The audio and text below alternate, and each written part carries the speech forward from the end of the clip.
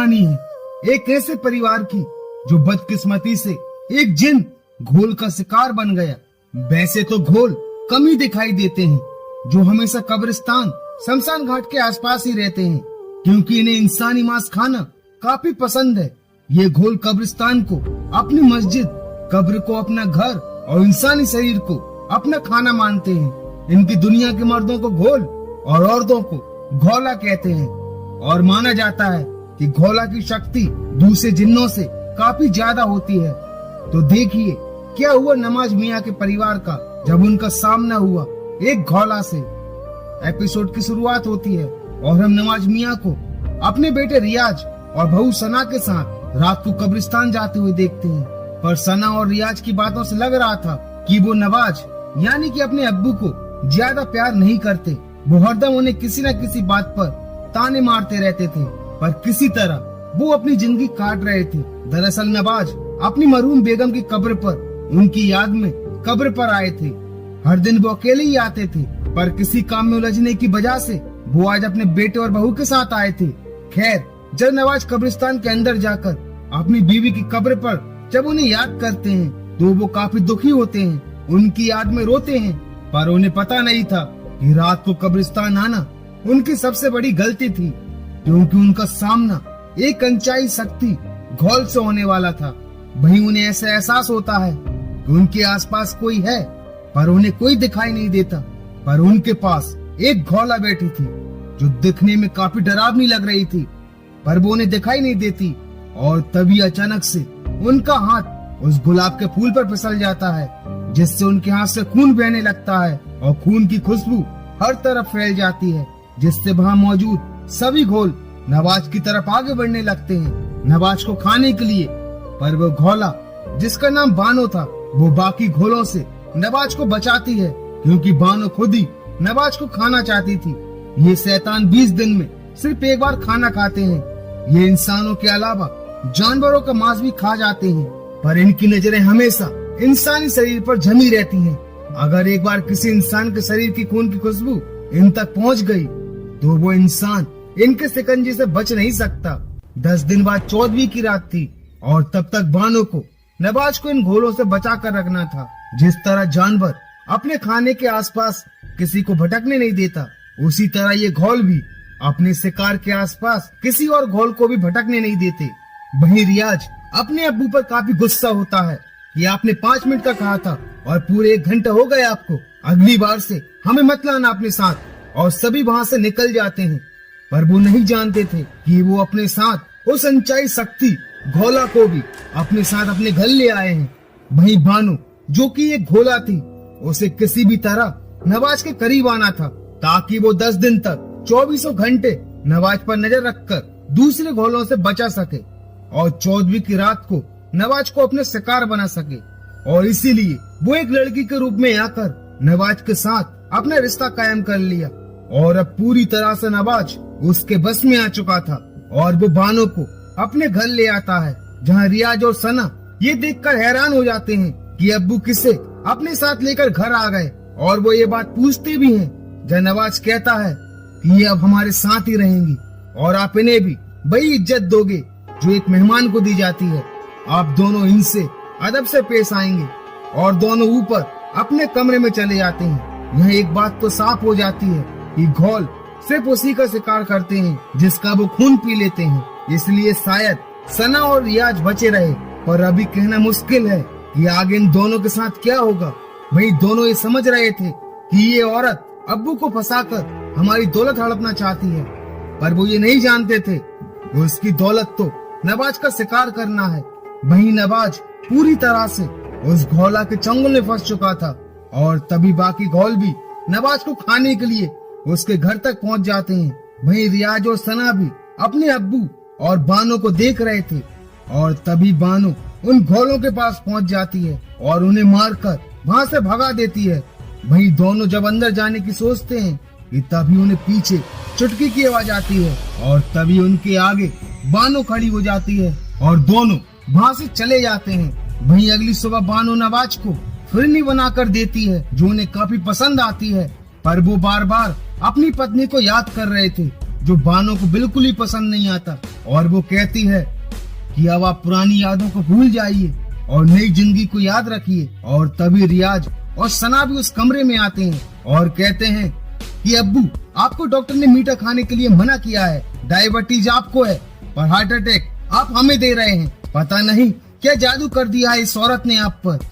और ये सुनते ही नवाज रियाज पर काफी भड़क जाता है, उसकी गलेबान पकड़ लेता है और बानो से माफी मांगने के लिए बोलता है।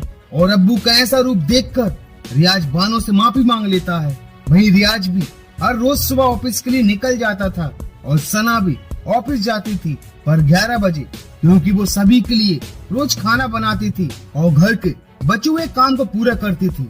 जिसके बाद वो ऑफिस जाती थी और जब वो किचन में खाना बनाने जाती है तो देखती है कि दूध तो खराब हो चुका है और घर में रखी सब्जियां भी, और सब्जी तो उसने आज ही खरीदी थी, वो भी ताजा, फिर इतनी जल्दी खराब कैसे हो गई। और तभी उसके सामने बानो आ जाती है, जिसे देखकर सना डर जाती है। जब बानो कहती है कि माफ कीजिएगा, हमारा हाथ क्या लगा, सारा सामान खराब हो गया। बड़े नेक दिल के हैं तुम्हारे अब्बू जान, खामखा उनके पीछे पड़े रहते हो तुम लोग, और अब मेरे भी। शायद तुम्हें पता नहीं कि तुम जैसों को खाकर भी हमारी भूख नहीं मिटेगी। जहाँ सना कहती है भूख नहीं मिटेगी मतलब, और तभी बानो अपने असली रूप में आ जाती है और कहती है कि नवाज मेरा खाना है और मेरे खाने से मुझे कोई अलग नहीं कर सकता। आज 14वीं की रात है और आज वो मेरा शिकार होगा। और ये सुनते ही सना की हालत खराब हो जाती है और वो सीधा रियाज के ऑफिस जाकर ये सारी घटना बताती है। पर रियाज उसकी बात नहीं मानता, पर सना का मन बैठा जा रहा था और वो रियाज के साथ घर के अंदर जाने से मना करती है और कहती है कि आप ही अंदर जाकर अब्बू को बाहर ले आओ। और अब रियाज को भी सना की बातों पर थोड़ा थोड़ा यकीन हो चुका था। और जब वो अब्बू के कमरे में जाकर नवाज को उठाता है तो वो अपने होश में नहीं थे, जहाँ रियाज कहता है कि अब्बू उठिए, बानो एक जिन है, वो आपको मारना चाहती है, चलिए यहाँ से।